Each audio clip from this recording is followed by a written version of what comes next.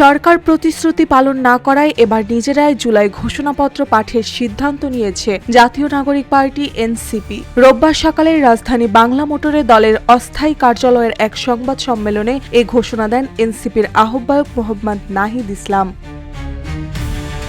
তিনি জানান, আগামী ৩ আগস্ট কেন্দ্রীয় শহীদ মিনারে ছাত্র জনতার পক্ষ থেকে পাঠ করা হবে জুলাই ঘোষণাপত্র ও দলীয় ইস্তেহার। আর ৫ আগস্ট পালিত হবে ছাত্র জনতার মুক্তি দিবস। জুলাই মাস জুড়ে চলবে দেশ গড়তে জুলাই পদযাত্রা শীর্ষক দেশব্যাপী কর্মসূচি। এই পদযাত্রা শুরু হবে ১ জুলাই আন্দোলনের প্রথম শহীদ আবু সাইদের কবর জিয়ারতের মাধ্যমে।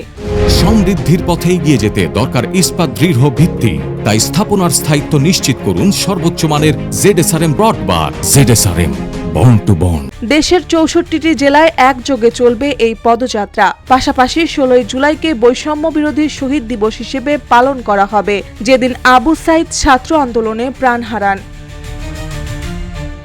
সংবাদ সম্মেলনে নাহিদ ইসলাম বলেন, সরকার বলেছিল সবাই মিলে আলোচনা করে ঐক্যমত পৌঁছে জুলাই ঘোষণাপত্র তৈরি করবে, কিন্তু ৩০ কার্যদিবস পেরিয়ে গেলেও কোনো অগ্রগতি হয়নি। তাই জনগণের প্রত্যাশা ও বক্তব্য শুনে ছাত্র জনতাকে সঙ্গে নিয়ে আমরা এই দায়িত্ব নিচ্ছি।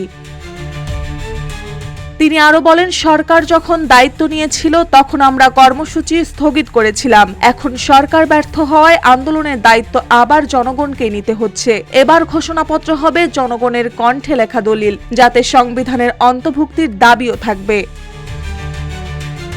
সংবাদ সম্মেলনে আরও উপস্থিত ছিলেন এনসিপির দক্ষিণ অঞ্চলের মুখ্য সংগঠক হাসনাত আব্দুল্লাহ, উত্তরাঞ্চলের মুখ্য সংগঠক সার্জিস আলম, কর্মসূচি ও বাস্তবায়ন সেলের সম্পাদক অনিক রায়, যুগ্ম সদস্য সচিব লুৎফর রহমান সহ কেন্দ্রীয় নেতৃবৃন্দ। মার্জিয়া মৌ, রূপালী বাংলাদেশ।